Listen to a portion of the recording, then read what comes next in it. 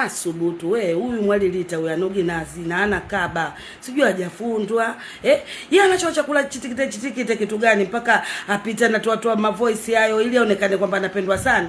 Diamond alikuwa na vimwali wazuri wenye nyama, ametafuna nyama zile. Mpaka akasema mimi nyama sitaki, akanichukua Zuchu mwenye flat screen mama ngaa.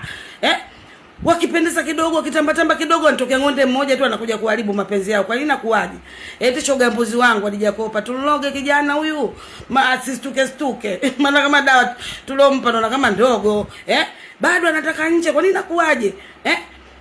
Na mimi ninavyokuambieni kuna mwalimu mmoja zamani hapa alikuwa kibonge na bwanake alikuwa mwimbaji. Liamali na Leo Stereo.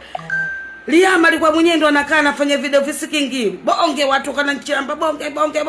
Alikataa fezia hizi mambo ya mazalili iko ndo alikataa. Na watu wote tunajua kwamba video visikingi akiwa nene anogi, anatakiwa modo fulani vile modoka. Mwali nene lakini alikuwa anakaa kwenye nyimbo za bwana wake anaimba pale wanaume amejaa mama pwili ya mahali. Alikataa mambo haya.